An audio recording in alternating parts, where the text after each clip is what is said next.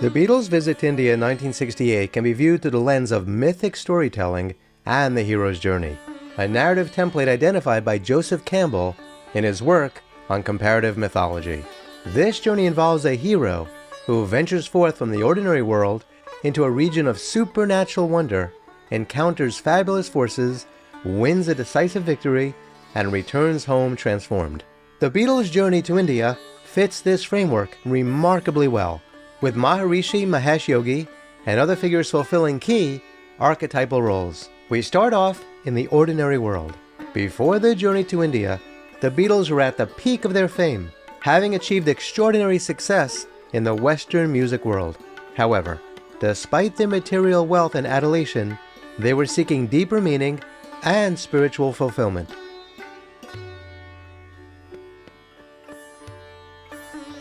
This phase represents the ordinary world, where the heroes feel a sense of dissatisfaction and a need for something more profound. This leads us to the call to adventure. The Beatles' call to adventure came through their growing interest in Eastern philosophy and spirituality, particularly George Harrison's fascination with Indian music and culture. Thanks to Pattie Boyd, this curiosity led them to Maharishi Mahesh Yogi and his teachings on Transcendental Meditation. TM. The Maharishi, with his promise of spiritual enlightenment and inner peace, served as the catalyst that beckoned the Beatles to embark on their quest.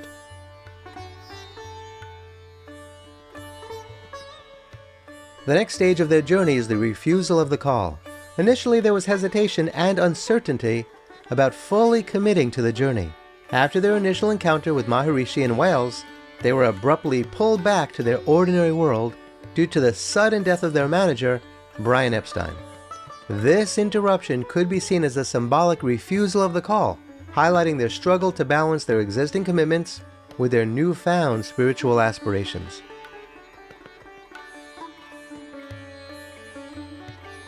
This leads to meeting the mentor. Maharishi Mahesh Yogi fits the archetypal role of the mentor. He provided the Beatles with the spiritual guidance and tools they needed to embark on their inward journey.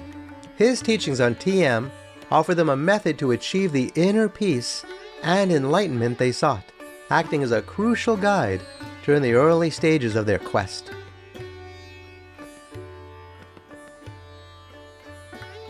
Next comes the crossing of the threshold. In February of 1968, the Beatles crossed the threshold from their familiar world into the unknown by traveling to Rishikesh, India.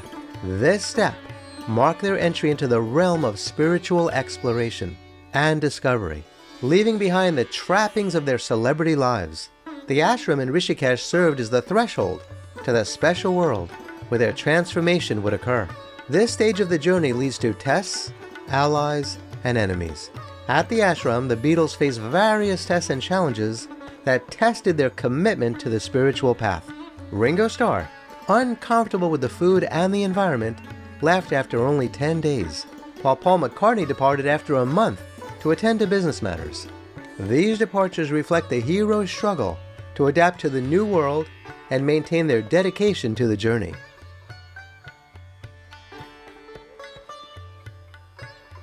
Allies in this phase included fellow meditators like Donovan, Mike Love, and Mia Farrow, who shared their quest for spiritual growth. However, there were also sources of tension and conflict. Magic Alex, a close friend of the Beatles, played a divisive role, sowing seeds of doubt and suspicion about the Maharishi's intentions.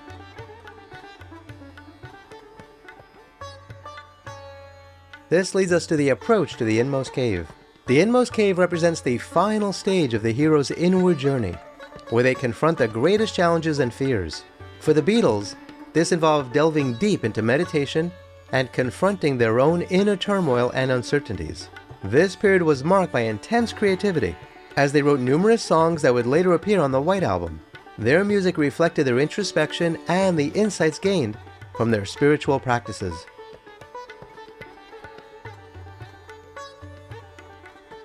And this leads to the ordeal. The ordeal is a critical moment of crisis that tests the heroes to their limits. For the Beatles, This occurred when rumors of Maharishi's inappropriate behavior towards female students, including Mia Farrow, surfaced.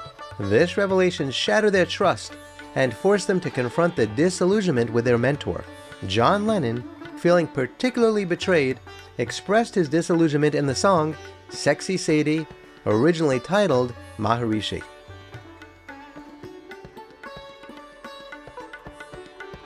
This, of course, leads to the reward, also known as seizing the sword. Despite the disillusionment and their abrupt departure from the ashram, the Beatles emerged with valuable rewards. They gained profound insights into themselves and their creative process. The songs written during their stay in India became some of their most iconic works, reflecting their spiritual journey and the inner transformations they underwent.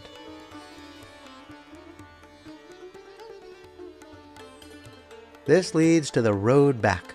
Returning to the ordinary world was fraught with challenges. The Beatles' denunciation of Maharishi damaged his reputation in the West, and the band members had to reconcile their spiritual experiences with the realities of their lives. This phase marked the beginning of the end for the Beatles as a cohesive unit, as the differences exposed during their stay in India foreshadowed their eventual breakup.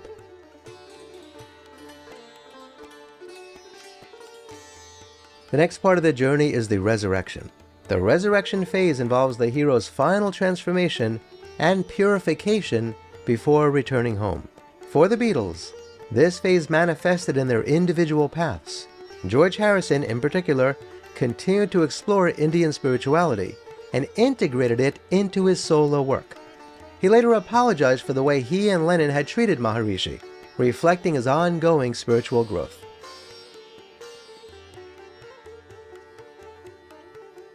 And then comes the return with the elixir. The return with the elixir symbolizes the heroes bringing back their newfound wisdom to benefit their world. The Beatles' experiences in India profoundly influenced their music and personal lives. Their journey popularized Transcendental Meditation and Eastern spirituality in the West, encouraging countless others to explore these practices.